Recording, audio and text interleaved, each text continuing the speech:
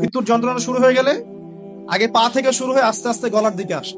হাদিসে যেমনটা এসেছে, সূরা ওয়াকিয়ার মধ্যেও আছে যে পায়ের দিক থেকে যন্ত্রণা শুরু হয়ে আস্তে আস্তে আস্তে আস্তে এই গলার দিকে আসে, এবং আত্মাটা গলার এখানে যখন চলে আসে, এখান থেকে মালাকুল মউত আত্মাটাকে নিয়ে চলে যায়। এবং চোখ দিয়ে তাকিয়ে থাকে মানুষ। রুহটা চলে গেলে মানুষ চোখ দিয়ে তাকিয়ে থাকে, দেখবেন এই কারণে মৃত ব্যক্তি তাকিয়ে থাকে, চোখ খোলা থাকে। এবং তখন আসমান থেকে সিঁড়ি নামিয়ে দেওয়া হয়, ওই সিঁড়িতে করে আত্মা চলে যাচ্ছে, ও তাকিয়ে দেখে যে আত্মা চলে যাচ্ছে। এবং মানুষ মারা যাওয়ার পরে চোখ জীবিত থাকে অনেকক্ষণ। মেডিকেল সায়েন্স যারা পড়েছে তাদেরকে জিজ্ঞাসা করবে, মানুষ ডেড হয়ে গেলেও চোখ দেখবেন আরো কয়েক ঘন্টা, আরো নির্দিষ্ট একটা সময় পর্যন্ত চোখটা কিন্তু জীবিত থাকে। এই জন্য চোখ বন্ধ করে দিতে হয়। যাই হোক, যেটা বলছিলাম যে মৌতের যন্ত্রণা শুরু হয়ে গেলে তওবা করে লাভ নাই, তওবার দরজা বন্ধ। আর পশ্চিম দিক থেকে সূর্য উঠে গেলে তওবা করে লাভ নাই, তওবার দরজা বন্ধ। কারণ বিগত 1400 বছরে কিন্তু আমাদের অবস্থা এমন ছিল না। ওমর রাদিয়াল্লাহু আনহুর যুগে আমাদের অবস্থা এমন ছিল, আবু বকর সিদ্দিকের যুগে এমন ছিল, তারপরে আপনার ওসমান আলী রাদিয়াল্লাহু আনহুমা তাদের যুগে কি আমাদের অবস্থা এমন ছিল? 4 খলিফার যুগ ছিল প্রায় 30 বছর। কত বছর? 30 বছর। 30 বছর ইসলামী খেলাফত চলেছে। তার আগে নবী সাল্লাল্লাহু আলাইহি ওয়াসাল্লাম 23 বছরে সমাজ সংস্কার করেছেন।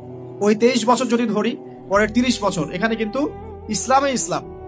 ইসলামের জয় জয়কার। 4 খলিফার পরেও উমাইয়ারা শাসন এসেছে। কারা আসছে?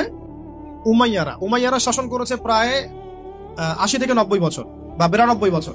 এই 92 বছরেও কিন্তু মুসলিমদের অবস্থা এমন ছিল না। ছিল? কথা বুঝতে পারছেন না? ছিল না। তারপরে শাসন এসেছে আব্বাসীয়রা শাসন করেছে প্রায় 550 বছর। কত বছর? কথা বলেন।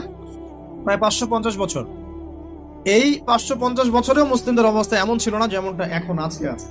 তারপরে ফাতিমি খেলাফত দিয়েছে, তুলুনি খেলাফত দিয়েছে, এদিকে মামলুকদের শাসন দিয়েছে, কর্ডোভার ইসলামিক খেলাফত দিয়েছে, মোগলরা চলে গেছে, উসমানীয়রা চলে গেছে। মুসলিমদের অবস্থা কিন্তু এমন ছিল না। এই হিস্ট্রিগুলো কয়জন জানো? এই 1400 বছর ইসলামের হিস্ট্রিগুলো কয়জন জানো? এই 1400 বছরে আমাদের অবস্থা কিন্তু এমন ছিল না।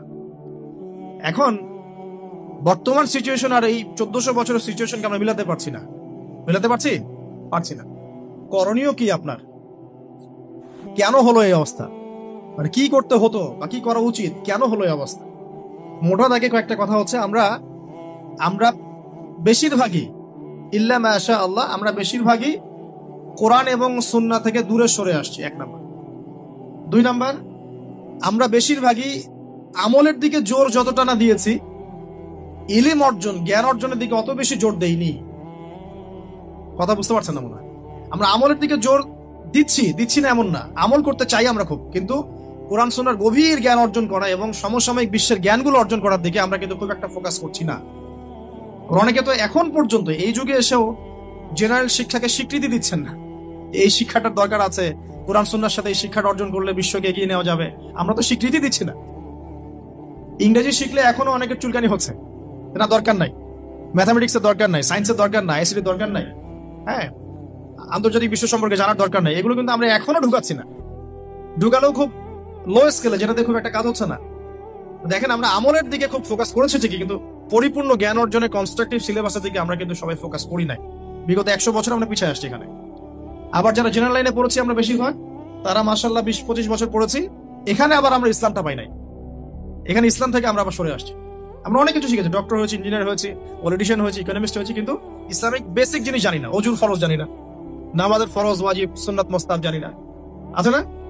ফরজ গোসল কেমন করে করতে হয় সেটাও আমরা বুঝতে পারছি না, জানি না অনেকেই। পরে যখন হেদায়েত আসে তখন আবার পড়াশোনা শুরু করি, তখন জানি। সিলেবাস ওয়াইজ আপনি পাচ্ছেন না। এখানে জ্ঞানের একটা দৈন্যতা আছে না, মেরুকরণ আছে না? এই জ্ঞানের মেরুকরণ হচ্ছে দায়ী, প্রথম কথা। তারপরে হচ্ছে কোরআন সুন্নাহ থেকে সরে আসা, 2 নাম্বার। 3 নাম্বার, আমল করেছে ঠিকই, কিন্তু পরিপূর্ণ আমলে আমরা বিশ্বাসী না অনেকেই। হ্যাঁ, যে আমলগুলো করলে কোনো সমস্যা হয় না সেগুলো করছে ঠিকই, যে আমলগুলো করলে সমস্যা হবে সেগুলো আবার করতে চাই না। কিরকম? নামাজ পড়লে কোনো সমস্যা নাই, আপনি নামাজ পড়বেন, তাসবিহ তাহলিল করবেন, হ্যাঁ, আপনি সময় লাগাবেন, ওকে ফাইন। কিন্তু সুদ নিয়ে কথা বললে বা সুদের এগেইনস্টে কিছু করলে প্রবলেম, আপনি পড়তে যাচ্ছেন না। নবী সাল্লাল্লাহু আলাইহি ওয়াসাল্লাম, এই জায়গাটা একটু ভালো করে বোঝেন, নবী সাল্লাল্লাহু আলাইহি ওয়াসাল্লাম এমন একটা সমাজকে পরিপূর্ণরূপে পরিবর্তন করে দিয়েছেন যেই সমাজের ম্যাক্সিমাম শিরক করত, ম্যাক্সিমাম মূর্তি পূজা করত, শিরক করত, ম্যাক্সিমাম মানুষ সুদ খাইত, ম্যাক্সিমাম মানুষ মাদকদ্রব্য সেবন করত, মেয়েদের কোনো রকমের সম্মান ছিল না, এমনকি গোত্রীয় হানাহানি চরম পর্যায়ে, কথা কাটাকাটি হতে হতেই রক্তক্ষয়ী সংঘর্ষ হয়ে যেত, আমরা যেটাকে আইয়ামে জাহিলিয়াত বলি। এদিকে দেখেন, নবী সাল্লাল্লাহু আলাইহি ওয়াসাল্লাম আইয়ামে জাহিলিয়াতের একটা জাহেলি সমাজকে কত বছরে পরিবর্তন করেছেন বলেন? কত বছর? মাত্র 23 বছর। 23 বছর পরে মক্কার দিকে তাকিয়ে দেখেন, কোন শিরক আছে কি? কোন সুদ আছে? কোন জেনা, ধর্ষণ, মাদক, মেয়েদেরকে জীবন্ত কবর দেয়া, মানবতা বিরোধী কোন অপরাধ আছে? 23 বছর। কত বছর? আপনি হিস্ট্রি পড়েন, দর্শনের যে শাস্ত্রগুলো পড়েন, পড়ে দেখেন এমন কোন দার্শনিক মতবাদ নাই, এমন কোন ঐতিহাসিক সমাজ পরিবর্তনকারী মতবাদ নাই যেটা এত অল্প সময়ের মধ্যে সমাজ পরিবর্তন করে ফেলেছে। আমি চ্যালেঞ্জ করলাম। আমি নিজে পড়েছি হিস্ট্রি, আপনি পড়েন, আমরা ফিলোসফি পড়েছি, আপনি পড়েন, যে কোনো সভ্যতার কথা বলেন, ওই মার্ক্সীয় সভ্যতার কথা বলেন, আপনি ইতালির সভ্যতা বলেন, ব্যাবিলনের কথা বলেন, চাইনিজ বলেন, রোমকদের বলেন, কোন সভ্যতাই মাত্র 23 বছরের ব্যবধানে সমাজ পরিবর্তন করতে পারে না। নবী সাল্লাল্লাহু আলাইহি ওয়াসাল্লাম 23 বছরের ব্যবধানে শুধু সমাজই পরিবর্তন করেন নাই, পুরো আরবের প্ল্যাটফর্ম চেঞ্জ করে দিয়েছেন, এবং তার উপর দাঁড়িয়ে প্রায় 1400 বছর মুসলিমরা সারা বিশ্ব শাসন করেছে। কথা বুঝতে পারছেন না? এখন যারা নবী সাল্লাল্লাহু আলাইহি ওয়াসাল্লামের পরেও নবুয়ত দাবি করছে, আমার পয়েন্টটা এখানে, তাদের মধ্যে কয়জন 23 বছরে সারা বিশ্ব চেঞ্জ করে ফেলছে বলেন? আছে একজন? এটাই প্রমাণ হয়, এটা একটা প্রমাণ যে এরা মিথ্যা, নবী সাল্লাল্লাহু আলাইহি ওয়াসাল্লাম সত্য। কারণ নবী সাল্লাল্লাহু আলাইহি ওয়াসাল্লাম মাত্র 23 বছরে যা করে দেখিয়েছেন, তারা শত শত বছর কাজ করে পারে নাই। এতে প্রমাণ হচ্ছে যে আল্লাহ রাব্বুল আলামিনের পক্ষ থেকে নির্বাচিত নবী ছিলেন মুহাম্মদ সাল্লাল্লাহু আলাইহি ওয়াসাল্লাম, এবং তারা আল্লাহর পক্ষ থেকে নির্বাচিত মানুষ নন। যদি হতো তাহলে তাদের আদর্শ সারা বিশ্বে ছড়িয়ে পড়তো এবং সারা বিশ্ব তারা শাসন করতো। করতে পেরেছে? পারে না, ইনশাআল্লাহ পারবেও না। আরো প্রমাণ দেখেন। 2, নবী সাল্লাল্লাহু আলাইহি ওয়াসাল্লামের কাছে এমন একটা কিতাব নাজিল হয়েছে যে কিতাবের এক একটা অক্ষর হচ্ছে মুজিজা, আল কোরআন, তাই না? কোরআনকে কেউ যদি কবিতার বই মনে করে, দেখবেন কোরআন কবিতার মতো লাগছে। আর রহমান আল্লামাল কোরআন খালাকাল ইনসান, ছন্দ আছে না? কোরআনকে কেউ যদি উপন্যাসের বই মনে করে, দেখবেন উপন্যাসের মতো লাগছে। সূরা ইউসুফ পড়ে দেখেন, উপন্যাস, আহসানুল কাসাস। কোরআনকে কেউ যদি সায়েন্সের বই মনে করে, দেখবেন সায়েন্স দিয়ে ভর্তি। কোরআনকে কেউ জীববিজ্ঞানের বই মনে করলে, দেখবেন জীববিজ্ঞান দিয়ে ভর্তি। কোরআনকে দেখবেন কেউ যদি ওই যে জিওগ্রাফির বই মনে করে, দেখবেন জিওগ্রাফি দিয়ে ভর্তি। কোরআনকে যদি পলিটিক্যাল সায়েন্সের বই মনে করেন, পলিটিক্যাল সায়েন্স দিয়ে ভর্তি। যে দিক থেকে আপনি কোরআনকে দেখবেন সেটাই পাবেন। এটা মুজিজা না? মুজিজা, অলৌকিকত্ব। এই কিতাবের একটা শব্দকে কেউ কি ভুল দেখাতে পারবে? এর একটা বিধানকে মানবতার বিরোধী প্রমাণ করতে পারবে? এর একটা আয়াতকে মিথ্যা প্রতিপন্ন করতে পারবে? চ্যালেঞ্জ দিতে পারবে? আল্লাহ পাক চ্যালেঞ্জ দেন নাই? ওয়াইন কুনতুম ফি রাইবিন মিম্মা নাযালনা আলা আবদিনা ফাতু বিসূরাতিন মিন মিথলি। তোমরা যদি আমার বান্দার উপর আমি যা নাজিল করেছি এটা যদি সন্দেহ করো, তাহলে এর মতো একটা সূরা নাজিল করে নিয়ে এসে দেখাও। কি করো? জাস্ট একটা এরকম সূরা, ইন্না আতাইনাকাল কাউসার ফাসাল্লি লিরাব্বিকা ওয়ানহার ইন্না শানিয়াকা হুয়াল আবতার, এমন একটা সূরা জাস্ট রচনা করে এনে দেখাও। কেউ পারবে? কেউ পারছে? আজ পর্যন্ত এই চ্যালেঞ্জ নিতে কি কেউ পেরেছে? পারে নাই। দেখুন, মুহাম্মদ সাল্লাল্লাহু আলাইহি ওয়াসাল্লামের উপর কোরআনের মতো কিতাব নাজিল হয়েছে, ঠিক আছে, যে কিতাব বিস্ময় অলৌকিকত্ব দিয়ে ভরা। যারা তার পরে নবুয়ত দাবি করছে, তাদের কাছে এমন কোন কিতাব এসেছে? এসেছে কোন কিতাব? কোরআনের সমকক্ষ কোন কিতাব এসেছে? এই তো প্রমাণ হয়ে যায় যে তারা মিথ্যা, মুহাম্মদ সাল্লাল্লাহু আলাইহি ওয়াসাল্লাম সত্য। আর কিছু লাগে? আরো দিচ্ছি আপনাকে, দেখেন, মুহাম্মদ সাল্লাল্লাহু আলাইহি ওয়াসাল্লাম আমাদেরকে সুন্নাহ দিয়ে গেছেন না? সুন্নাহ, তার সুন্নাহ, দাঁত ব্রাশ করার সুন্নাহ, টয়লেট করার সুন্নাহ, হায়েজের কি করতে হবে, নেফাস হলে কি করতে হবে, স্বপ্নদোষ হলে কি করতে হবে, ঘুমালে কেমন করে ঘুমাতে হবে, ঘুমের মধ্যে ভয় পেলে আপনি কি করবেন, ভালো স্বপ্ন দেখলে কি করবেন, খারাপ স্বপ্ন দেখলে কি করবেন, ঘুম থেকে উঠে জুতাটা পরবেন কিভাবে, কোন পা আগে কোন পা পরে, মোজাটা কেমনে পরবেন, খুলবেন কিভাবে, বাথরুমে ঢুকবেন কোন পা দিয়ে আগে কোন পা দিয়ে পরে, মসজিদে যাবেন কিভাবে যাবেন, ঢুকবেন কিভাবে, বেরোবেন কিভাবে, আপনি নামাজ কেমন করে পড়বেন, রোজা কিভাবে রাখবেন, হজ কিভাবে করবেন, যাকাত কিভাবে দিবেন, আপনি অর্থনীতি কিভাবে চালাবেন, সমাজের মানুষের সাথে কিভাবে মেলামেশা করবেন, আপনি আল্লাহর দিনকে কিভাবে প্রচার প্রসার করবেন, রাষ্ট্র কেমনে চালাবেন, কোন হেদায়েতটা মুহাম্মদ সাল্লাল্লাহু আলাইহি ওয়াসাল্লামের সুন্নাতে নাই? একটা দেখাতে পারবেন যেটা নাই? একটা দিক দেখাতে পারবেন যে মুহাম্মদ সাল্লাল্লাহু আলাইহি ওয়াসাল্লামের সুন্নাহর বাইরে এটা অপরিপূর্ণ, এমনটা প্রমাণ করতে পারবেন? তাহলে মুহাম্মদ সাল্লাল্লাহু আলাইহি ওয়াসাল্লামের সুন্নাহ হচ্ছে পরিপূর্ণ। তারপরে যারা নবুয়ত দাবি করেছে তাদের সুন্নাহর মধ্যে কি আছে? তাদের সুন্নাহর মধ্যে কি আছে? কতটুকু আছে? তারা কি একটা বিষয়ের হেদায়েত দিতে পেরেছে যে মিসওয়াক কেমন করে করতে হয়? নবী সাল্লাল্লাহু আলাইহি ওয়াসাল্লাম তো, এই যে আলেম ওলামা এখানে অনেক আছেন, আমি তাদের সামনে কথা বলতে আসলে গিল্টি ফিল করছি আর কি। তারপরে আলেম ওলামা আমাকে পিছন থেকে সাহস দেন বলে আমি কথা বলি।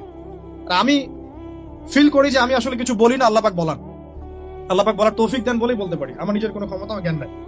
এখানে দেখেন মিশকাতুল মাসাবি তারা পড়ান মাদ্রাসায়, দেখবেন ওখানে মাথার চুলটা কিভাবে আশ্রাতে হয় সেটার অধ্যায় লেখা আছে আলাদা করে। মাথার চুলটা কিভাবে আশ্রাতে হয় সেটার হেদায়েত আপনার নবী আপনাকে দিয়ে গেছেন। আর যদি এই হেদায়েতটা আমরা নেই না, কিন্তু রাষ্ট্র কিভাবে চালাতে হবে সেটাও নবীজি বলে গেছেন। আমরা নিতে পারি না বা নিচ্ছি না, হয়তো আমাদের অপারগতা আছে বা আমরা পারছি না। তো যে নবী আপনাকে পরিপূর্ণ একটা সুন্নাহ দিয়ে যাচ্ছেন জীবনের প্রতিটা ক্ষেত্রে, তারপরে যারা নবুয়ত দাবি করছে তারা এমন কোন সুন্নাহ দিয়ে গেছে? এতেই তো প্রমাণ হয় নবী সাল্লাল্লাহু আলাইহি ওয়াসাল্লাম সত্য এবং তিনি বাদ দিয়ে সবকিছু কি বাতিল। সে যেই হোক না কেন, এক্স ওয়াই জেড যেই হোক, আমি নাম নিতে চাই না, আমার নাম নিতে লজ্জা করে, ঘৃণা করে, রুচি করে না। আপনারা তো নাম নিয়ে কথাবার্তা বলছেন, আমার নাম নিতেও ঘৃণা করে, লজ্জা লাগে, আমার গায়রতে লাগে যে নবী সাল্লাল্লাহু আলাইহি ওয়াসাল্লামের পরে কারো নাম নিতে হবে এজ এ নবী, নাউজুবিল্লাহ। আরো আপনাকে দেখাচ্ছি, দেখুন পরিপূর্ণ জীবন বিধান। আল্লাহ পাক বলেননি যে এই দিন ইসলাম একটা পরিপূর্ণ জীবন বিধান? সূরা মাইদা 3 নম্বর আয়াত করে দেখেন, আল-ইয়াউমা আকমালতু লাকুম দীনাকুম ওয়া আতমামতু আলাইকুম নি'মাতি ওয়া রাদিতু লাকুমুল ইসলাম দীনান। সূরা মাইদার 3 নম্বর আয়াত। এখানে আপনি দেখবেন যে বিদায় হজের সময় নাজিল হচ্ছে আয়াতটা। আল্লাহ পাক বলছেন যে আমি ইসলামকে একটা পরিপূর্ণ জীবন বিধান দিয়েছি। ইসলামকে পরিপূর্ণ জীবন বিধান দেওয়া হয়েছে কোরআন এবং সুন্নাহর মাধ্যমে, এবং কোরআন সুন্নাহর মধ্যে আপনি এমন কোন বিধান নাই যেটা পাচ্ছেন না। মুহাম্মদ সাল্লাল্লাহু আলাইহি ওয়াসাল্লাম ছাড়া এমন কোন ব্যক্তি আছে যাকে এমন একটা পূর্ণাঙ্গ শরীয়ত দেওয়া হয়েছে? আছে? তাহলে এখানেই তো প্রমাণ হয় মুহাম্মদ সাল্লাল্লাহু আলাইহি ওয়াসাল্লাম আল্লাহর পক্ষ থেকে মনোনীত নবী এবং বাকি যারা তারা বাতিল। তারপর সামনে যান, নবী সাল্লাল্লাহু আলাইহি ওয়াসাল্লাম শুধু কি বই লিখে আর লেকচার দিয়ে দিন প্রচার করেছেন? প্রথম 3 বছর গোপন দাওয়াত দিয়েছেন। দেখেন 23 বছর, প্রথম 3 বছর গোপন দাওয়াত দিয়েছেন, পরে তিনি প্রকাশ্য দাওয়াত দিয়েছেন। মক্কায় থেকেছেন 13 বছর, তারপর মদিনায় হিজরত করে সেখানে 10 বছর। কখনো যখন সবর করার দরকার সবর করেছেন, যখন দাওয়াত দেওয়ার দাওয়াত দিয়েছেন, যখন অস্ত্র ধরার অস্ত্র ধরেছেন। সারিয়া করেছেন, সারিয়া এবং গাজওয়া। সারিয়া কি? যেখানে নবী সাল্লাল্লাহু আলাইহি ওয়াসাল্লাম অন্য কাউকে আমির হিসেবে দায়িত্বে পাঠিয়েছেন।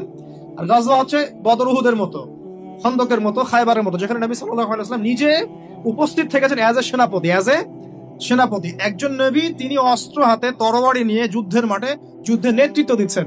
নবী সাল্লাল্লাহু আলাইহি ওয়াসাল্লামের পরে যারা নবুয়ত দাবি করছে এদের কয়জন এমনটা করেছে বলেন? একজনও? ওই ঘরের পিছনে বসে বসেই খালি কিছু বই লেখা আর কিছু বিভ্রান্তি ছড়ানো, আর কিছু করেছে? কখনো সম্মুখ সমরে এসেছে? সম্মুখ সমরে আসার সাহসই তো নাই, কারণ তারা বাতিল। আর মুহাম্মদ সাল্লাল্লাহু আলাইহি ওয়াসাল্লাম হক নবী বলে সম্মুখ সমরে নেতৃত্ব দিয়েছে। প্রমাণ হচ্ছে না নবী সাল্লাল্লাহু আলাইহি ওয়াসাল্লাম সর্বশেষ নবী? তারপরে কোনো নবী আসবেন না ইনশাআল্লাহ তাআলা। দেখুন আরো একটা পয়েন্ট বলি, কিয়ামত নবী সাল্লাল্লাহু আলাইহি ওয়াসাল্লামের উপর যা নাজিল হয়েছে কোরআন এবং সুন্নাহ এবং দ্বীন ইসলাম, কিয়ামত পর্যন্ত থাকবে না? থাকবে না? নবী সাল্লাল্লাহু আলাইহি ওয়াসাল্লাম বাদ দিয়ে যারা নবুয়ত দাবি করেছেন এই পর্যন্ত প্রায় 30 জন হয়ে গেছে। কিন্তু নবীজি বলেছিলেন যে 30 জনের বেশি বা প্রায় 30 জন মিথ্যা নবুয়তের দাবিদার আসবে আমার পরে, যার মধ্যে 3 জন হবে মহিলা। 3 জন কি? মহিলা, 27 জন পুরুষ। তো যারা দাবি করেছে তাদের আদর্শ, তাদের শরিয়াহ পৃথিবীতে টিকে আছে না মিটে গেছে? মুসাইলামা কাযযাব কি এমন কোন শরীয়ত নিয়ে এসেছিল যেটা কিয়ামত পর্যন্ত আছে? এমন কোন কিতাব নিয়ে এসেছিল যেটা কিয়ামত পর্যন্ত থাকবে? এমন কোন সুন্নাহ দিয়েছে যেটা সার্বজনীন? এমন কোন দ্বীন দিয়েছে যেটা পূর্ণাঙ্গ? মুসাইলামা কাযযাব কি অস্ত্র ধরেছিল মনে হয়, তাকে তো হত্যা করা হয়েছে আবু বকর রাদিয়াল্লাহু আনহুর সময়। তো দেখুন কিয়ামত পর্যন্ত এই যে দিনটা বিজয়ী থাকা, এটা হচ্ছে সেই আলামত যে নবী সাল্লাল্লাহু আলাইহি ওয়াসাল্লামের উপর যে সত্তা এই দিন নাজিল করেছেন সেই সত্তা তাকে শেষ নবী করেছেন। তারপরে আর কেউ আসবে না যার দিন কিয়ামত পর্যন্ত থাকবে। সর্বশেষ এই পৃথিবীতে কি হবে দেখুন, সর্বশেষ এই পৃথিবীতে ইমামুল মাহদী আসবেন ফাতিমা রাদিয়াল্লাহু আনহার বংশ থেকে। ফাতিমা রাদিয়াল্লাহু আনহা কে? নবী সাল্লাল্লাহু আলাইহি ওয়াসাল্লামের মেয়ে, তারই লেগেসি থেকে আসবেন। ইমামুল মাহদীর পরে ঈসা ইবনে মারইয়াম আসবেন। তিনি নতুন করে শরীয়ত নিয়ে আসবেন না, তিনি নবী হিসেবে আসবেন, কিন্তু কোনো শরীয়ত নিয়ে নয়, বরং নবী সাল্লাল্লাহু আলাইহি ওয়াসাল্লামের এই যে শরিয়া এটাই তিনি ফলো করবেন, এবং প্রত্যেক আহলে কিতাব তার প্রতি ঈমান নিয়ে আসবে। তো এই যে ইসলাম দিয়ে, ইসলামিক সভ্যতা দিয়ে যে পৃথিবীটা শেষ হচ্ছে, এটা কি কিয়ামত পর্যন্ত দিন জীবিত থাকার প্রমাণ না? প্রমাণ হয়ে গেল। তাহলে যে নবীর উপর এমন দিন আসতে পারে যা কিয়ামত পর্যন্ত টিকে থাকবে, সেই নবী কি শেষ নবী নন? যদি এমন কোন ব্যক্তি আসতো, বা বোঝেন, মনে করেন 2050 সালে পৃথিবী থেকে ইসলাম মিটে গেছে, কথার কথা, নাউজুবিল্লাহ, তাহলে প্রমাণ হয়ে যেত যে ইসলাম মিথ্যা এবং নতুন নবুয়তের দরকার ছিল। আমাদের বুঝতে পারছেন না? এরা এই 1250 থেকে 1300 সালের মধ্যেই এই বাগদাদকে আক্রমণ করেছিল, মনে আছে? যারা হিস্ট্রি পড়েছেন তারা জানেন বাগদাদকে আক্রমণ করেছিল এবং বাগদাদকে পুরো ম্যাসাকার করে ফেলেছে। তখন ওদের হাতে যদি পৃথিবীর সমস্ত মুসলিমরা শেষ হয়ে যেত আর ইসলাম এখন পর্যন্ত না আসতো, আমরা বুঝতাম ইসলাম মিথ্যা। আল্লাহ পাকের এই প্রতিশ্রুতি মিথ্যা, কারণ এটা 1200 সালে থেমে গেছে। আল্লাহ পাক বলছেন ইসলাম শেষ পর্যন্ত থাকবে। যদি থেমে যেত তাহলে আরো নবী আসার দরকার ছিল, নবুয়তের দরকার ছিল। যেহেতু থামে নাই, কিয়ামত পর্যন্ত থামবে না, অতএব নবী আসারও দরকার নাই। অতএব শেষ নবী তিনি যথেষ্ট, আর নবী আসার দরকার নাই। কখন দরকার হতো? যখন যদি এই শরীয়তটা থেমে যেত, তখন আবার নতুন করে কিতাব আসতো, আবার নতুন করে নবী আসতো। সেটা এখন হচ্ছে না। অতএব এটা আমাদের প্রমাণ যে নবী সাল্লাল্লাহু আলাইহি ওয়াসাল্লামের পরে কোনো নবী আসবেন না। এরপরে আসেন আর কয়েকটা পয়েন্ট শেষ করে দেই, একটু আধ্যাত্মিক লেভেলে যাই। পৃথিবীর ইতিহাসে এমন কোন মানুষ আছে যাকে আল্লাহ পাক মাটি থেকে আসমানে উঠিয়ে আরশে আজিম পর্যন্ত নিয়ে গেছেন? যারা তারপরে নবুয়ত দাবি করেছে তাদের কাউকে কি আল্লাহ পাক মেরাজ ঘটিয়েছেন? তাহলে কোন সাহসে তারা নবী সাল্লাল্লাহু আলাইহি ওয়াসাল্লামের রিসালাতের শানে কথা বলছে? যদি তারা তার চেয়ে বড় হতো, আরো নবী প্রয়োজন হতো, তাহলে তাদেরকে আল্লাহ পাক আরশের উপরে উঠিয়ে নিতেন। নিয়েছে নাকি? কি সমস্যা?